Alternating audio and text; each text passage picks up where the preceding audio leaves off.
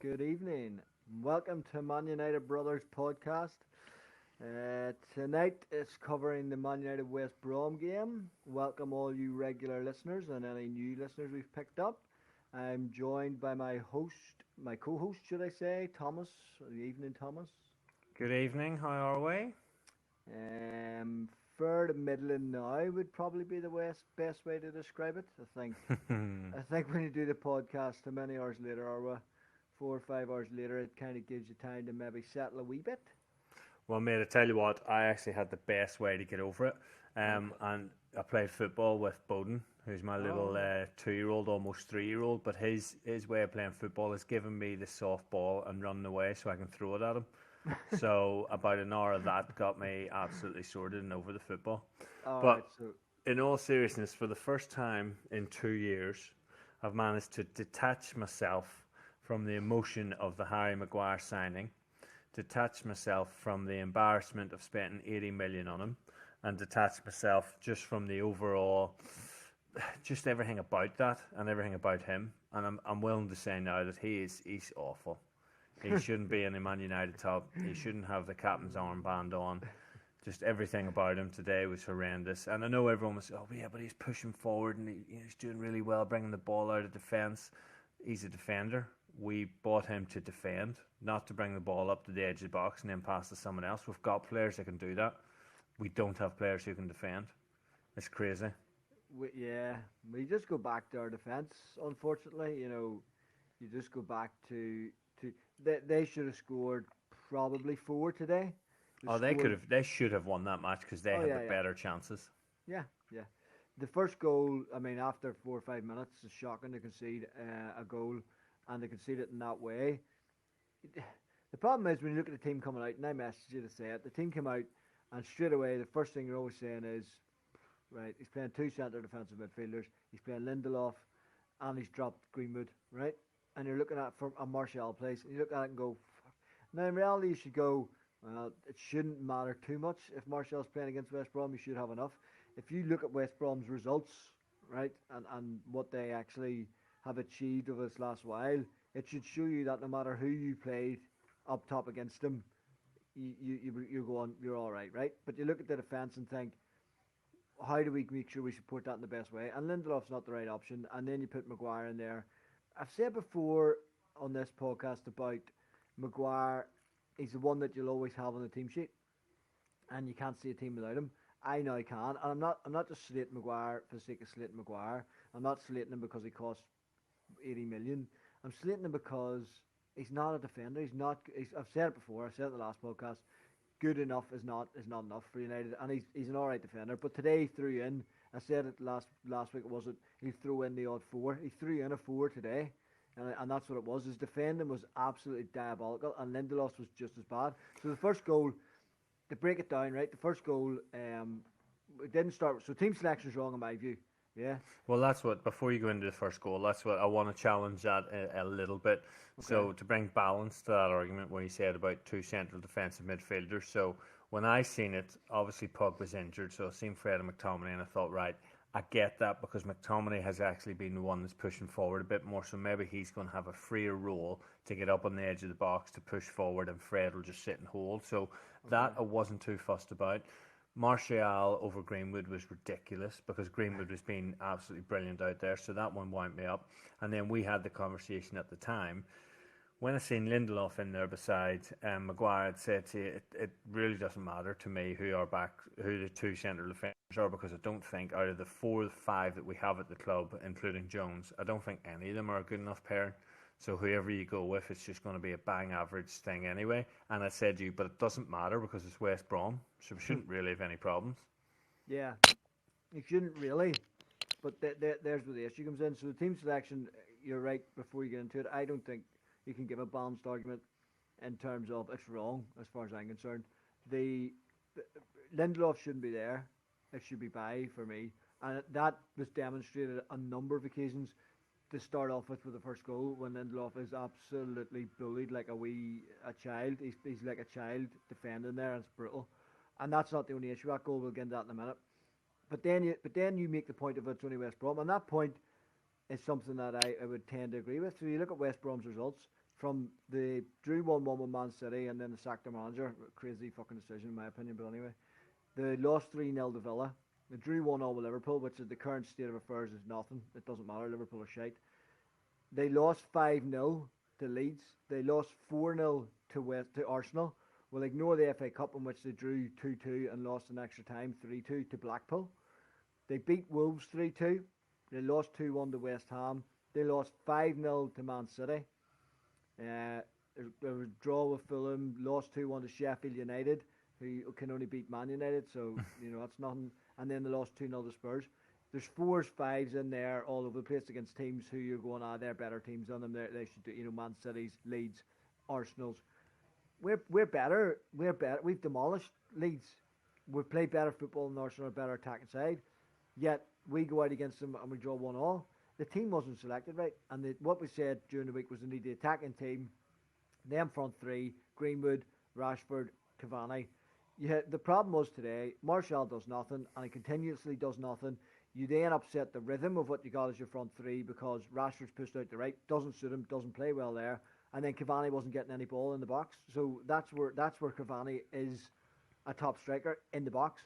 We didn't get it. I think from memory we crossed it in 3 or 4 times. One he swung and missed that. I think it was just behind him. Maybe I'm being too nice. He probably should have connected. 2, Bruno Fernandes scored. 3, Wan-Bissaka crossed in the second half, and their defender cut it out the front post. That's the only crosses I remember of any note. There was other sort of half, but they weren't really crosses. So the team selection was wrong. For me, and I can't. But then is that team selection or is that the individual player not getting the ball in? Because the amount of times Rashford got down that wing and was in a position to put it in and just didn't, and then he cuts back and he comes and he did. To be fair, there was one chance he got down there. He could have crossed it. He came back. He did dick a player. Then he came back again and eventually he crosses it. But it's like by the time he then eventually crosses it, their defence is all back, set, ready to go. Yeah. But to really break down their goal then. First of all, I think Fred and McTominay are both guilty of not pressing the ball harder and faster in the midfield, setting the tempo at the beginning. Then the ball goes out wide. Martial should have been back there with Gallagher covering, so there's another mistake. When the ball's coming in, Maguire and Lindelof are both far too deep. I don't know why they're sitting so deep for that one, because they're panicking, they're nervous. For me, De Gea should 100% be coming for that ball. 100%. He had plenty of time to get off his line and get out there and clear it. It was on the edge of the 6-yard box. And then finally, Lindelof just weak. Yeah. How any striker can do that is just ridiculous. Yeah. That's a centre-back. That's a centre-back. We're meant to be one of the strongest physical positions within the team. Fend off strikers, hold them off, do all that. And he's just dealt with like a wee ragdoll. But I can't disagree with anything you've said there. And that goes back to the point of team selection on Fred and McTominay. Donny should be in there starting beside McTominay. It would have been for I me. agree. Fred didn't push up. I was going to say, sorry, mate, at half-time, I was saying to you, I was texting that it should absolutely push McTominay back into centre-back, take Lindelof off and bring Van de Beek on. Yeah, well, you could have done that, absolutely, I agree. At that point, once you've made the team selection to play Lindelof and you realise he's shit, how you haven't realised that in the last 18 months, I don't know, but anyway. But if you've decided that, then yeah, it could have done that at that point, move McTominay in and put Donny in. But it needed Donny sooner. We brought him on for the last 9 minutes. No, it was longer than that. It was longer than that. He had a good 20 minutes, 25 minutes. But a couple of times, he had some lovely touches, got it through to Wan-Bissaka and that. I don't think he did have that long, did he? I'm sure he did. I'm checking now, mate. But for me, anyway, while you're having the 79th minute. Really? So about 15 minutes then. But even still, those times where he was getting it, and he would have that little one touch around, and it would get to there was one where it was clearly a little flick into Wan-Bissaka, and then Wan-Bissaka managed to get. And it's those the little positions you needed to have him in. But the issue was, he was picking up those positions. We said it last time that players were too afraid to get the ball into him. The first pass someone tried to get into one of those spaces was Lindelof, and it got cut out. Yeah. Then the second pass was someone else, and it got cut out because they're not that. And straight away it was like, it's not that they don't trust Donny, it's that they don't have the ability to make the pass. That's the issue. Yeah, maybe that was the issue, although he did get a few more in the box. I noticed he did get a few balls played into him, and he got into that bit of space, and he was laid one back to Rashford, and he done a few things. but he did do a couple of nice wee bits. But it wasn't long enough. You can't expect him to do that much in 10 minutes. But to their first goal again, yeah, Henderson in there comes out and wins the ball for me. Fred should close it down, stop the cross, and Lindelof. I can't stress enough how Eric Bailly should be playing ahead of Lindelof. Eric Bailly wins that ball. I guarantee you, Eric Bailly wins that ball. Because he'd put his neck and he'd put his head in the line. He'd make sure he gets there first and he wins the ball. Lindelof just was terrible, and it goes back to what we've been saying.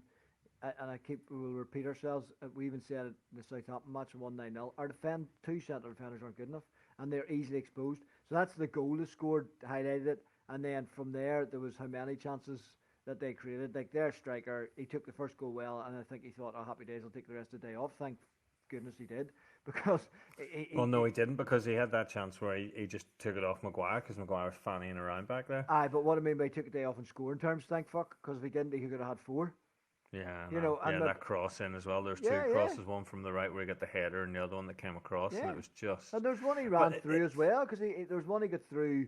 It was a 1-on-1. I think he ended up because Maguire is pulling his cart behind him and couldn't catch him. But I tell you what the frustration was, right? You expect your fullbacks to push forward in a game like that, because you have to have them pushing forward. There's no doubt about it, because when you're trying to break a team down who are sitting back so much, you have to have your fullbacks pushing up. At one stage, Fred was covering for Wan-Bissaka, and the ball went down that channel, and Fred is running into the middle of the park, and I'm thinking, you've just ran away from the man who you were marking. If you're going to cover for someone, cover for them. Like, dude, man, it just... Because I was watching, I was thinking, why is Wan-Bissaka running way out of position? And then I realised it wasn't him. And I just thought, there's just no communication. It's just... you said a couple of weeks ago that it's like we have two different teams. We have our attacking team and our defensive team, and they're just not the same. Yeah. And you're absolutely right. The attacking part of it is it's not the biggest problem, although we didn't break down West Brom today, so we probably do need a little bit more. But that defence, every time they broke on us, we looked like we were going to concede. It was just insane. Terrible. And they have more clear-cut chances than us. They, like you say, they should have won it. But I don't know how to keep saying the same thing over and over again. Lindelof and Maguire aren't good enough and shouldn't be playing. The difference is... De Gea's not good enough. The difference with... And I suppose you could say give De Gea credit for the save that he did. Maguire decided to roll over and decided to just let your man just bully him as well. And he made a save and then get up and hit it away from his head. Although I thought your man... I think he thought he'd fouled or something, because he seemed to not really go for the header then.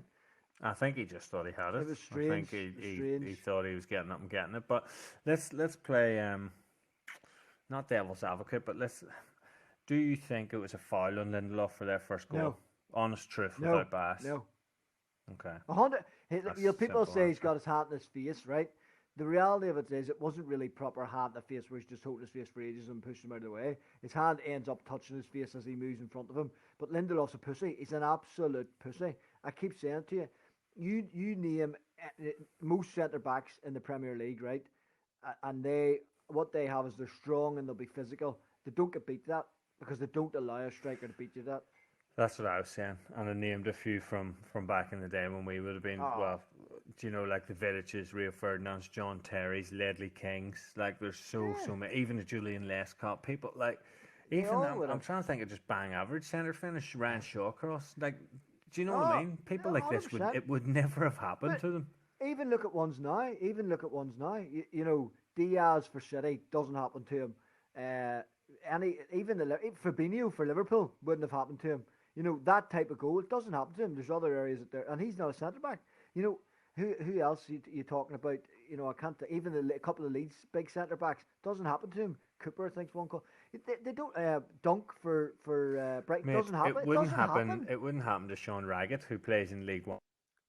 He is like Bambi on ice. If anyone knows who he is or watches him, honestly, he wouldn't get pushed out of the way like that. It doesn't happen. It just doesn't happen. And a funny thing was, the funniest. This is during the week. Someone was it the other day, 2 or 3 days ago. Someone had put on about United being linked with Tyrone Mings, right? And I was absolutely disgusted because I hate Tyrone Mings with a passion, right? He's the next guy up the hill. I'll absolutely take him up the hill and fight him out the back, no fucking problem. Ever from he stamped on Zlatan's head, I think he's a dirty wee shit, and I'd happily go round for round. Maybe kick shit out of me too, but we'll have a go. But the worst thing about it was when I'm looking at that, I'm going, Tyrone Mings wins that. Tyrone Mings wins that header, and Do you that's know what's brutal. annoying about that That though? is brutal. Put aside the whole Zlatan thing, but I'm with you. But I'm not as Mings' biggest fan. But apart from the whole Ibrahimovic thing, I just don't think he's a very good defender. I think Mm. he's back. Well, yeah, but I don't look at him any other way other than Dalton Zlatan, so I hate him. But you're right. But then that's my point of. But then he would have won that. Yeah, So and that just makes it yeah, even you're worse. probably It right. just makes it Well, even worse. look, rather than bang on about how bad our defense is, right? Because we will be doing this probably for how many games is there left? 16. So, Yeah. do you think the Maguire? This is the other controversial one. Do you think that Maguire one was a penalty? The one where he went up and the ref gave a penalty and then overturned it. No, it was really strange one to watch. It's not a penalty from the pull on his shoulder, right? But there's some sort of He collision of clips the his heel legs. as well. Yeah, there's some sort of He collision of tangles the his legs. legs, right? Yeah, I yeah, think it's a penalty because he tangles with his legs. Now it's the exact same as what David Luiz done against was it Villa where he got the yeah. red You get card the and red he's card. just clipped him, and the same as what the Southampton one was where Bednarek just clipped Yeah, Martial. yeah, yeah, Both were pens then. Why is that one not pen? It's the same. yeah, Now the only yeah. thing I could say was Maguire offside, but you would have thought VAR would have looked at that before they started looking at the foul. Yeah, Gary Neville said they didn't look at it, which I couldn't understand at all because he looked offside to me, so he's offside doesn't matter. It made very little sense why they didn't look at that offside. But I could have seen it given because of that tangle of legs. It wasn't on purpose or anything, but there was a tangle and it probably tripped him. I think the reason he didn't get it for that is because he's already going down from the hand on his shoulder. I Hmm. genuinely believe that's why he didn't get it. I do have a feeling now that big decisions are going against us, whereas they were going for us for a long time there. I think now, whatever people have been saying in the media, other managers, this and that, I think that referees are taking that on board and we are getting penalised now for it because that's been a couple now. Sheffield United, there was a couple there. Yeah. Like, do you know what I mean? More so, not so much that De Gea, the one where De Gea was fouled by Sharp and they scored, but more so No, the I. one where Maguire, I think he challenged for it and then someone else put Yeah. it in. Martial put it in. Martial, yeah. It's those small decisions that are going to make a big difference. Now, don't get me wrong. I'm not trying to take away from the fact that we weren't good enough today, but these things do affect us because there's now two games where at least two games there is more if we really dive into it, but it's not been good. Like it's not been good. No, that's a decision. Yeah, that could have went. You could have got the penalty for it. The problem is we just haven't played well enough from there, and then so you have a poor defence, and then you look at your attack. Bruno took his goal well. People say it's a shinner, but he had to be there and get the strike on it, which No, he it was a thought he great did finish. well. I'm not having that. Yeah, Listen, Wayne Rooney's goal, the overhead kick against Man City, was voted one of the best all-time goals. It doesn't matter where it hits; he's getting it. Like he true. knows what he's doing. It's a great finish. Yeah, no, it was a good goal. But again, it came from across in the box, and then from there, I just didn't think we did enough. I'm trying to think, and I can't remember of one other clear-cut chance. It was just that corner where we had the shot, and I think the keeper saved it, and then Oh it yes, came out to from Greenwood. McTominay, Yeah, yeah. and it was cleared off the line. And then the only other one from that was the Maguire header, where At the Johnson end. made a great save. Yeah, yeah, yeah. That's what I was And trying to remember. do you know what else as well? By the way, this is what absolutely killed, and this is what sealed his fate from my point of view, is in my opinion of him.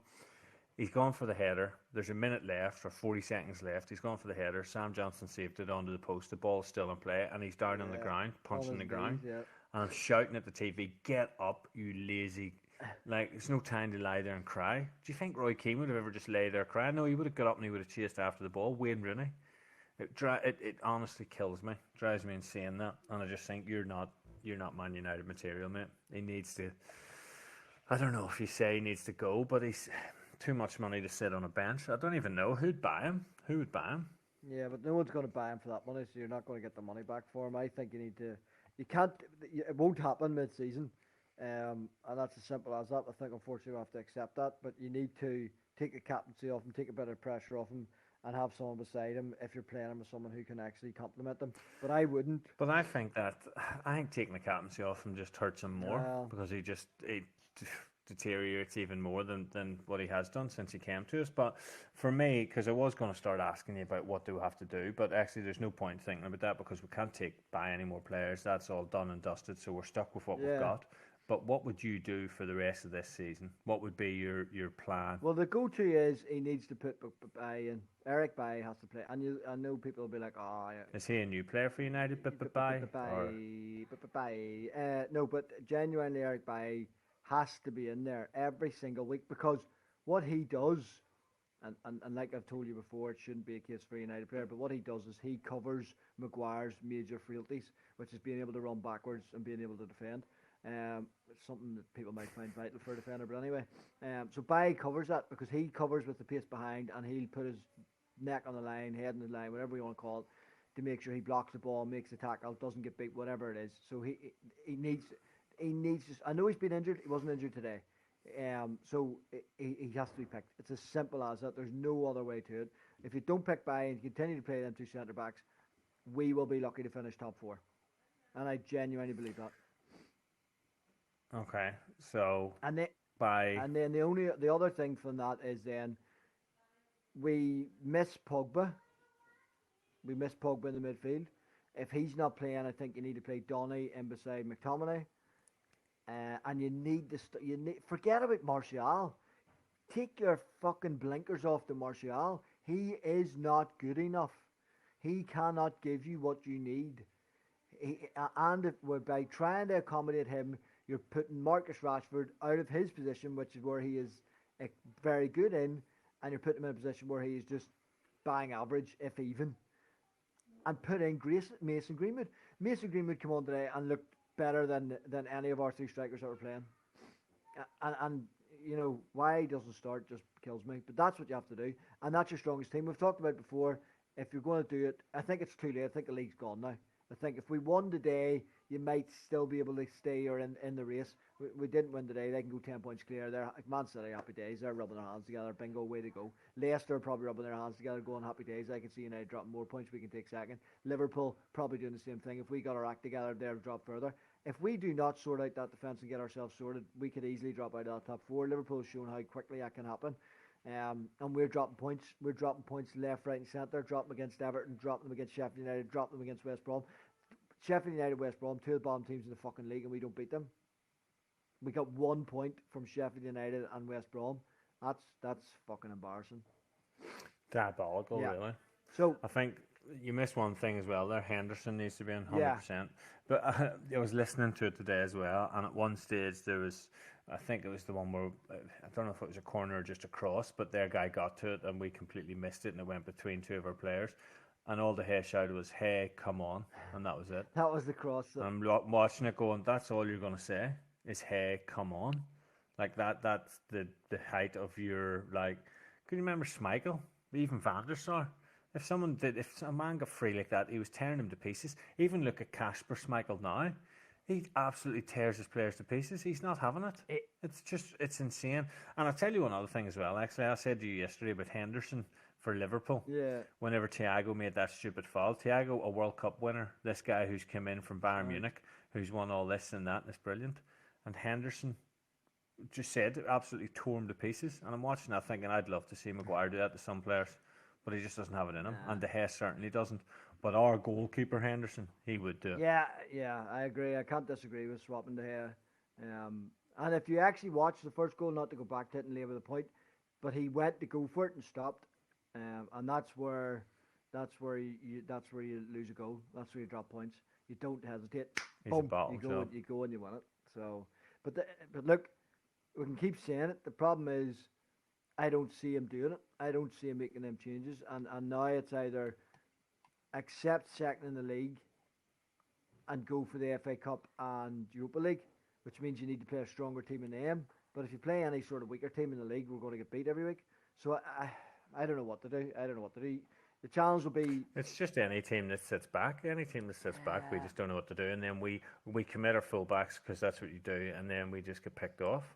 But looking forward, because, if we just keep going over this, it'll be depressing. And also, we're not as angry as what most people thought we would be tonight. That's because of time. That's the joys of letting it simmer for a while. But our next 3 games are Newcastle, Chelsea, Man City.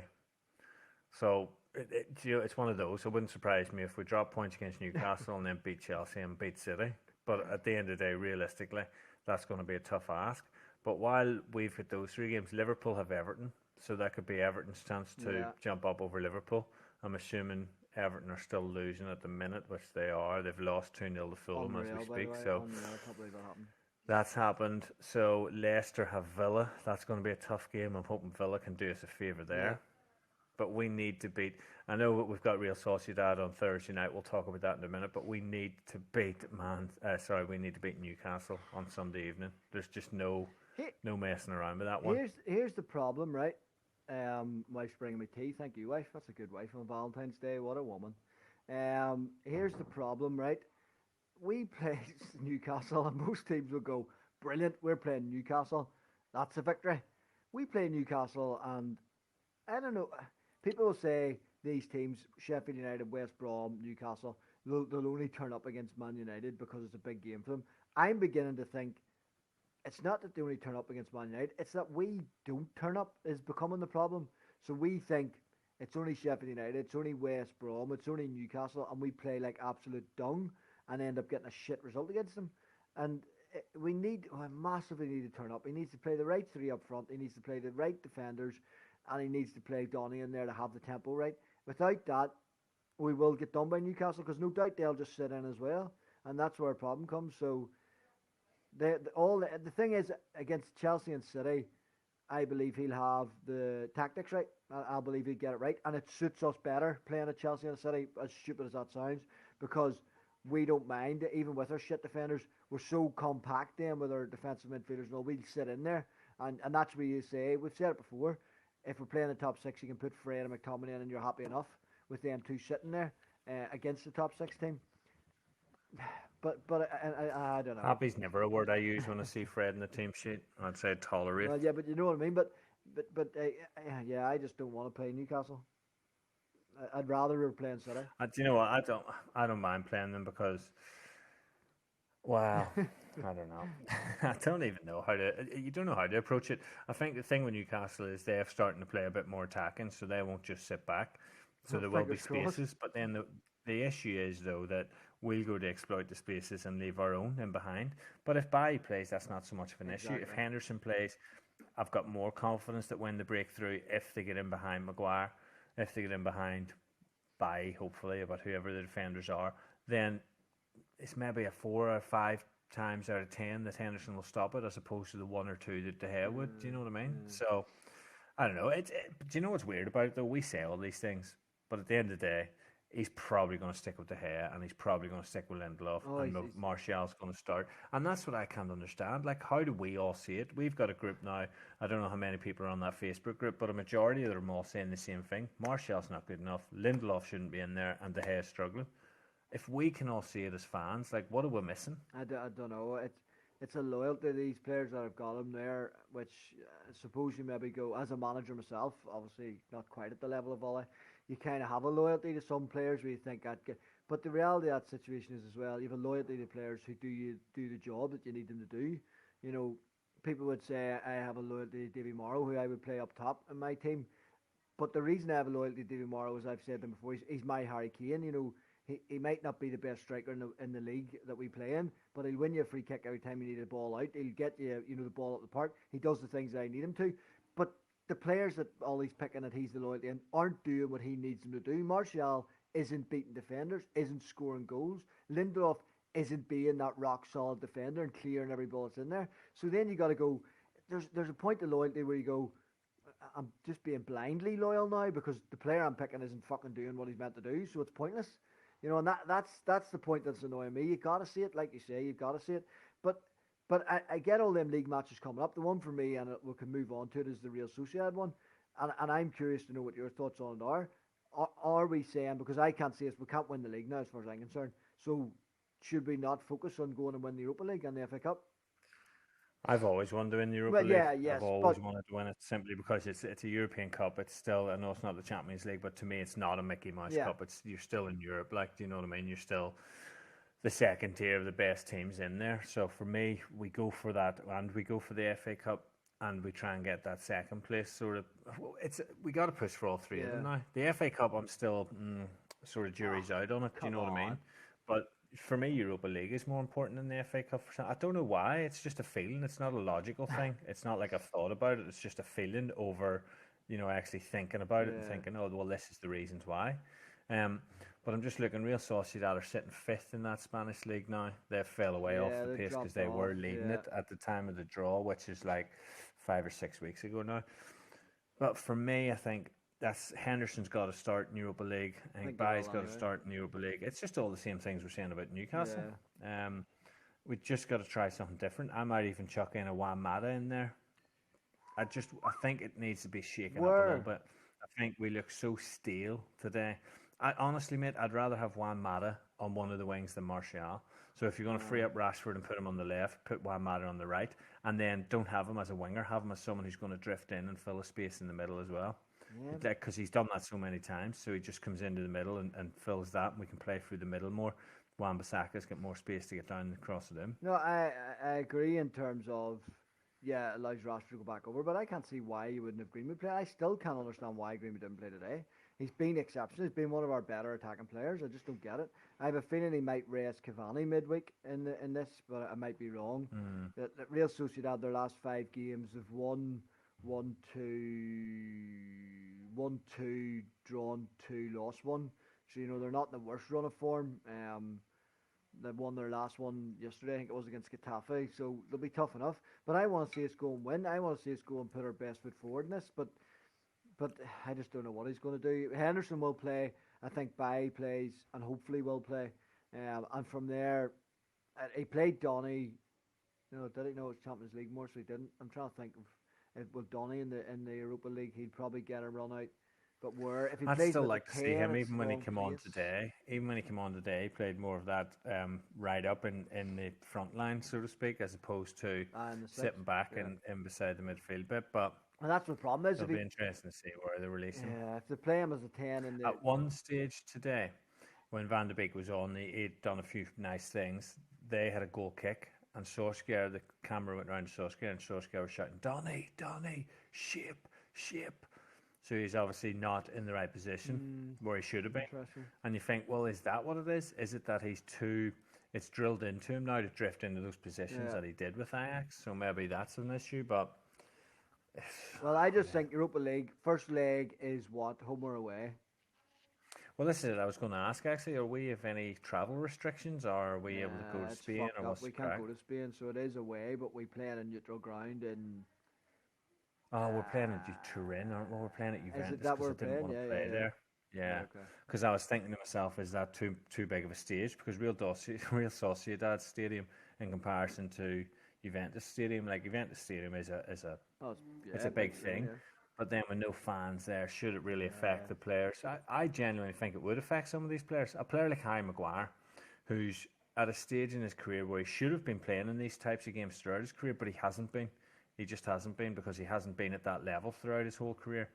So this will be the first time for him going into a European stadium like that. Is there fans, though? I wonder if he'd crumble. No, there's no fans, but it's still a stage, isn't it? It's a Yeah, spectacle. no. I'd like to see him drop Maguire, have a set of minerals, and drop Maguire and play by. And I think you text me saying, wondering if Yap Stam or Rio will come out of retirement, give one of them boys a run. But even if he dropped Maguire and put Scott McTominay back in there with Bay, I think that could actually I'd like be to see sexy. McTominay That back could be there now. It's sexy. something that Baker's been saying for a while on our chat, and I'd like to see it now. I'd love to see it now, actually, because there you've got a ball playing defender Yeah. who, and I'll admit it, I've never actually watched him play centre defence for I Scotland have. because I haven't really watched Scotland, so I don't know how good or how poor he would be, but he can't be any worse than those two No. Muppets we had today. No, I've watched him for Scotland and he's decent back there. It's different style of play because obviously they play 3 and also it's in it's in international football, so it is different. But he knows how to play it and he does it very well. And I think if you have him and Bay, and he's got more pace than either two dickheads will have at the minute. But if you had him and Bay in there, I think that could be good. For now, we talked about what could we do for the rest of the season. Why not have a whack at it on Thursday night and see? You know what I mean? You're right. It couldn't be any worse than what we have at the minute. Because what we have at the minute, after 3 minutes today showed the shit the bed and they're afraid of anything. They're afraid of the ball.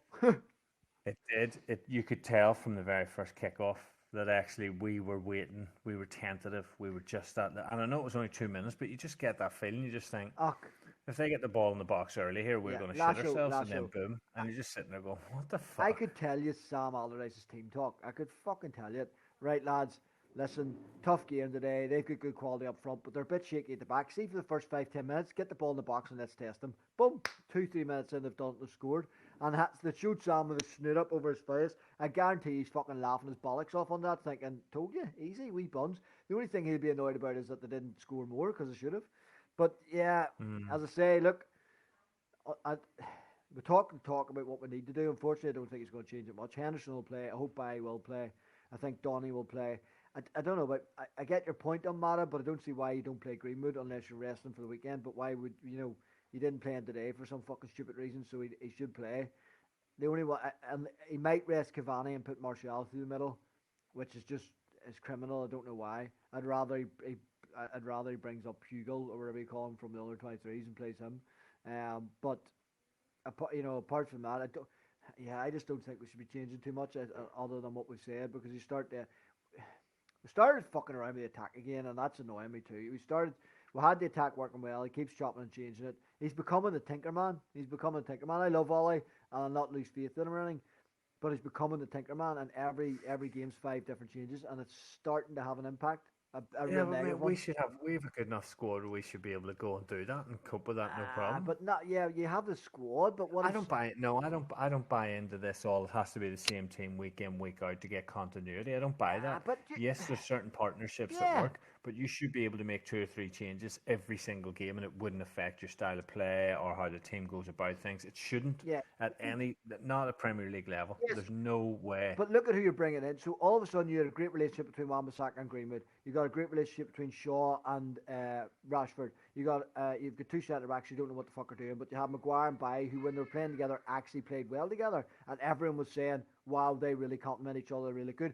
Bailly getting injured, okay, a couple of matches he couldn't play, he was injured, but he's back fit, so he should play. But and then you're looking into your midfield. Maybe you could say that's why he plays McTominay and Fred, but it doesn't work in terms of Fred's absolutely fucking shite. And then Fernandes plays, yes, absolutely no problem. But what he's done today is he's ruined the relationship on the right, he's ruined the relationship on the left, and he's put 2 dickheads at the centre back who can't play together and are slow as fuck. And McTominay and Fred, he likes them together, but they don't work well together. So you're questioning then, you can say you can make 4 or 5 changes, but you're ruining the best avenues your team had. You said about them sitting back and being defensive, and it needed the fullbacks to get up and do that. The fullbacks are far better whenever they have the 2 players in front of them that we've said. Greenwood on one side, Rashford on the other. When they have them 2 in front of them, they're much, much more effective and efficient at what they're doing. And he just keeps ruining that continuity of what they're doing. It's annoying my happiness. I can tell. I went way off topic, because I'm saying about Thursday night. So Thursday night, let's go to where we're going, Turin. I don't want us to go for a draw and all. I want us to go over there, put a decent team out and get a win. 2-0, beat Real Sociedad, happy days. Then the home fixture, then you can maybe try something else if you want to, but let's go. We need to start winning again. We need to start winning consistently. But this is what my worry is with this defence. I was thinking about it on one-off games. Anyone can win a game on a one-off game. But when it comes to these cup competitions, especially Europa League, when you've got 2 legs, we're going to really struggle unless we do something at the back. Yeah. FA Cup, we might just make it through because you just never know what will happen if we can score more goals, yada, yada, yada. But in the league and the FA Cup, we're going to struggle. We need to change something up. But just a reminder to everyone that is listening that Thursday night is a 4:55 kickoff. Is it? So it's an early one. Is it 4:55 or 5:55? I didn't know that. Check that. It is That's an early kickoff. I was 5:55. looking earlier. That's an absolute nightmare for my child. So 5 to 6 kickoff, everyone. So make sure you're home from work nice and early. Everyone's working from home, mate. Well, if you're not working from home, get home early. If you are working from home, chill out. Take it easy. I might go to work and stay and work to watch it. Mate, to be honest with you, I don't even know if I want to watch it. Last 5 fixtures, we've won 2 games. It's shocking. That's absolutely but it's you would take that if your last 5 games were Chelsea, Leicester, Liverpool, Man City. Do you know what I mean? I would. Well, you'd accept it. It wouldn't be good, Except but you'd fuck have to off. accept it. But Anyway, Sheffield United, Fulham. I know it's shit. I don't know why I said Fulham will beat them, but What's your you're talking shit. What's your prediction for Thursday night? I don't know, mate. I don't know. I think maybe this whole bad run started when we started doing predictions, something that for 34 years I didn't do. Predict us And all of a getting sudden we started doing predictions and we've just gone to shit. beat. Yeah. I genuinely predict a 0-0. I hope not. I want us to go win 2-0, but I think it'll be a 0-0. I think he'll be happy to go out there and get a draw. It'll be shit. Think so? Yeah, because it's away leg, and you know the way they say, oh, you're going away, and it's good to get a wee draw and all. It's bollocks, like, but No, but you try and nick a goal, don't you? yeah, but I mean, mate, us trying to nick a goal is like fucking me trying to get blood out of this wall here. That's an interesting one there. Well, mate, it's killing me. It's killing me. But the only positive I can take from this whole weekend, bar obviously the Valentine's Day and my family and all that carry on, is the from footballing wise, is that Liverpool absolutely capitulated and shit the bed, which was quite funny. Just a shout out to Davey Edwards, who listens in. He obviously has Nathan in the house there with him, and that's tough for anyone, but must make him a bit happier when Liverpool are getting beat at least. Yeah, well, do you know what? It's frustrating though because I don't want to start taking joy in other teams losing. I'd rather take joy in us winning. I know, mate, but that joy's been fucking sucked out of us. We haven't won. We keep drawing. Shite. We'll keep doing shit. But listen, it's one of those things. We move on because that's all we can So you're do. not predicting it? No. Yeah, 2-0, Man United. You're fucking... Right, okay. Well, we didn't get the 6-0 that I'd hoped for today. Yeah, it was close. Right, well, look, let's hope. We'll be back on Thursday night, so we'll do it on Thursday after the match then. Look, keep sending us messages, keep getting on Twitter, keep getting on Facebook, hitting us up, listen in, share podcast far and wide, get all the United fans' views on it. I would absolutely love to have somebody come back to me and say they disagree about Martial and then and have a conversation with us, even if they want to come on. A United fan, not Nick Ross, a Leeds fan, but someone who actually has a valid debate or valid points on them boys and thinks that they actually should be playing and are good enough. Well, that's it. I'd like to have that conversation because I'd like to see the reasoning behind it. I'd like to see if they're seeing something that we're not seeing. That's what I mean. Yeah, because at the minute I just don't see it. But like I said, I'll be more than willing to listen to someone because, like you've done it before with me when I've talked about certain players, you've changed your mind on them. Like Ramos, you changed my mind because of A, B, C, and D. Like if someone could come and tell me that Maguire is good because of this and that and this, then I'll go, okay, fair enough. Yeah. But right now, for me, we have three very weak links, and I know you'll say Martial. For me, he's frustrating, but he's not quite lost my faith yet. Oh, but I've lost faith in Maguire and Lindelof and in De Gea. Well, I've lost faith in Martial about 3 years ago. But yeah, no, if there is somebody who thinks they should be there and want to have that conversation, come on ahead and let's have it. I've hit up Keith Gillespie. If anyone knows him, see if I'm trying to get him on to have a wee chat with us. I read his book actually for anyone who's having a slow week. Get his book, you can buy it. It's a good wee read actually. Very, very interesting. Good insight into his career, with some bad stories in it, but some class stories too. But yeah, look, it wasn't the result we wanted. Once again, we need to start winning again. We need to really turn it round. Starts with the Europa League. I think we need to go hell for leather and let's get the win. But until then, we'll meet again on Thursday night. We'll have a look at the game, see how we get on, see how our predictions go, and have a good week, guys. Stay safe, and as always, remain brothers united. Good night, good luck, goodbye.